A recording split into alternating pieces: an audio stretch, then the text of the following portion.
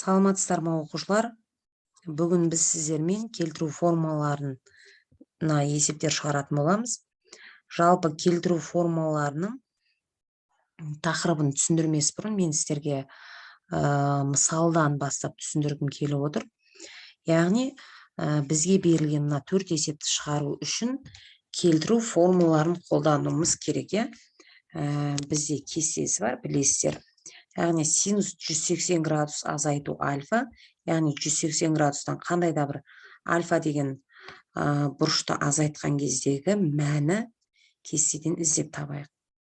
Ол бізде мына екеуінің қиылысқан жеріндегі синус альфа болады екен. Екінші, косинус 270 азайту альфа минус синус альфа екен.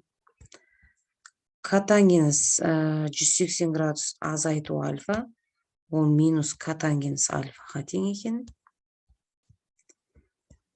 Тангенс 360-та азайту альфа, ол минус тангенс альфа екен. Енді қараңыздар, бұлай есеп шығарған бізге өте тиімсіз. Бізде ОБТ-да немесе басқа да бір сынақтарда немесе қарапайым осы күнделікті сабақтарымызда да біз бұл кестені қайта-қайта қарап пайдаланылмаймыз, ол тиімсіз. Жаттап алуда қарап тұрсаңыздар мүмкін емес сияқты, өйткені бұл жерде бас аяғы 32 өрнек бар. Бұлардың барлығын жаттап алу мүмкін емес. Сондықтан да мен сіздерге ең оңай, ең тиімді жолын көрсететін боламын. Енді қазір сіздермен мына есептерді қарастырамыз. Яғни ең бірінші біз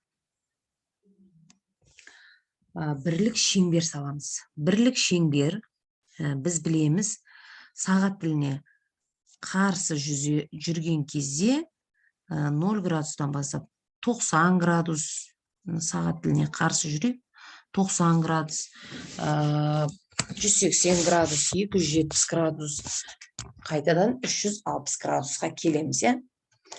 Және біз бұл жерде аңғаруымыз керек, период деген нәрсеге мән беруіміз керек.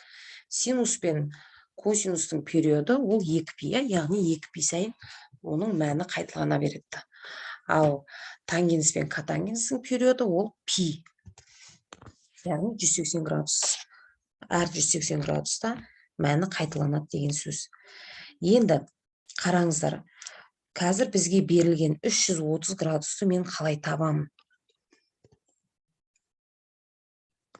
Таңбалар ережесіне қараймыз, яғни синустың әр ширекте таңбасы қандай жазып аламыз өзімізге.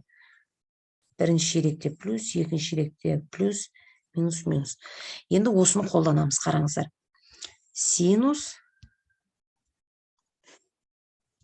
360 азайту 30 дейін. Тең. 360 дегеніміз міне, қараңыздар, мына жер, яғни 360-тан қандай да бір 30 градус азайтсам, ол мына аралыққа тиісті. Яғни минус, таңбасы минус болады деген сөз. Минус синус 30 градус. 30 градустағы мәні 2-ден 1-ге тең, сонда минус 2-ден 1 болады. Келесі тангенс 300 градус дегеніміз, ол тангенс 360 азайту 60 дейік. Тангенстің таңбалары қандай? Тангенстің таңбалары плюс, минус, плюс, минус. Енді 360 дегеніміз 4-ші ширек, одан қандай да бір 60 градус азайтып тұрмыз, сонда мына ширек. Минус тангенс 60 градус. Тең. Бұл градус бізде түбірасты 3-ге тең. Келесі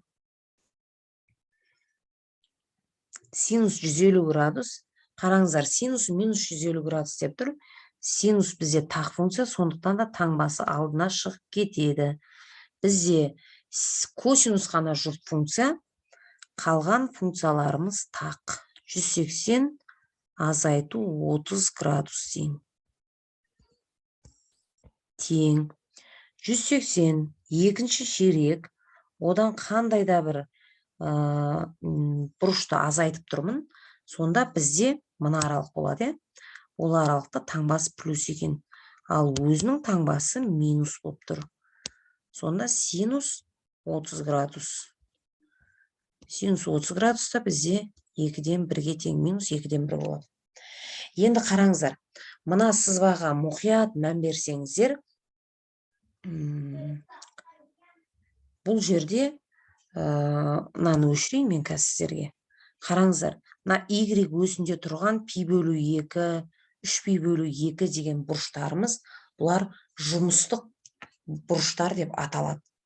Бұларға келтіру формулаларына бұлардың функцияның аты ауысады бұл бұрыштарда. Ал пи, 2π деген бұрыштар, бұл бізде жазыңқы бұрыштар, бұлар ауыспайды. Яғни жатып тұрғаннан ақ байқасаңыздар болады, бұлар жазыңқы бұрыш өзгермейді деген сөз. Ал мына тұрып тұрған бұрыштарымыз, бұл екі бұрышымыз біздің жұмыстық бұрыштар деп аталады, және бұл жерде функцияның аты өзгереді. Егер синуспен берілсе, косинусқа, косинуспен берілсе, синусқа деген сияқты қарама-қарсыға аты өзгереді екен. Қазір мен сіздерге есеп көрсетемін, тағы да сол жерде түсінікті болады. Бірінші есепті қарастырайық.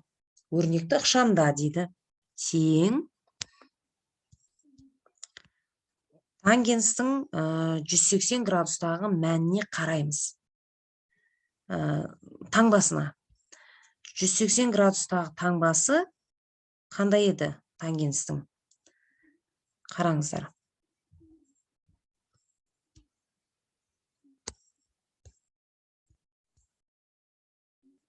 Яғни, міне, 180 градус дегеніміз міне пи.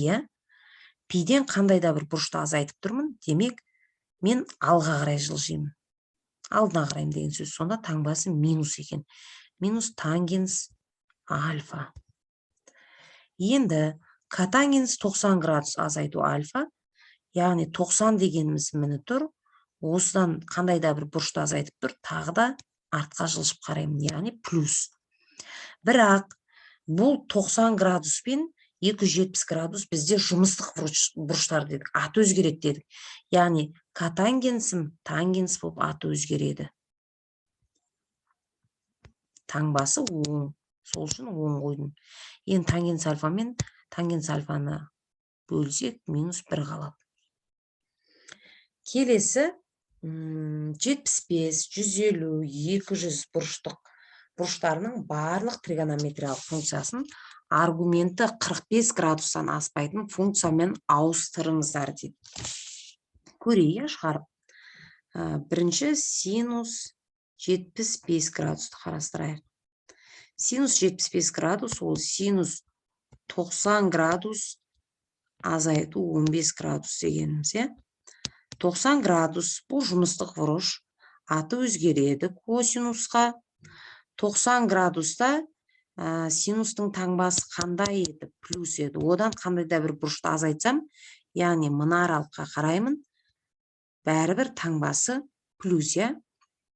Сонда косинус 15 градус болады. Косинус 15 градустағы мәнін біз таппаймыз, осылай қалдырамыз. Енді келесі косинус 150 градус дейін. Косинус 150 градус 45 градустан аспайтын деді. Демек, оны мен былай жазайын. Косинус 180 қосу азайту 30 градус деймін. Енді косинус 180 градуста, яғни пиде оның таңбасын қараймыз. Яғни одан қандай да бір 30 градусты азайтып тұр. Демек, ол 150 деген міне пи бөлінген 2 мен пидің арасында жатқан бұрыш. Яғни минус косинус 30 градус деген сөз. Косинус 30 градуста бізде түбір асты 3 бөлінген 2-ге тең, және алдында минусы бар, сол минусты жазып қоямын. Міне осылай табасыздар. Енді өрнекті ықшамдауға бір есеп алып отырмын. Осы есепті шығарып көрейік. Синус 90 градус қосу альфа дейді. Яғни синус 90 градуста аты өзгереді, косинус болады, альфа болады, таңбасы 10. Плюс косинус 180 градус азайту альфа, таңбасы минус болады екен. Минус косинус альфа. Қосу. Келесі тангенс 270 деді ма, аты өзгереді, яғни жұмыстық функция, жұмыстық бұрыш ол. Тангенс 270 дегеніміз мына аралық, оған қандай да бір бұрышты қосып тұрса, сәл алдына жылжимыз деген сөз. Сонда таңбасы минус котангенс альфа болады. Ал котангенс 360 азайту альфада, яғни мынадан сәл төмен жүреміз. Бұл жерде де таңбасы қандай болады екен? Минус болады екен. Минус аты өзгермейді, котангенс альфаның өзі болады. Тең. Енді косинус альфаға минус косинус альфаны қоссақ 0 болып кетеді. Сонда біздің жауабымыз минус 2 котангенс альфа екен. 2 терісан қосылып таңбасы теріс болады. Міне, қалған есептерді сіздер өздеріңіз шығарып көріңіздер. Қалған 3-ші және 4-ші есепті сіздердің жауаптарыңызды мен комментарийде күтетін боламын. Жақсы, рахмет. Сау болыңыздар.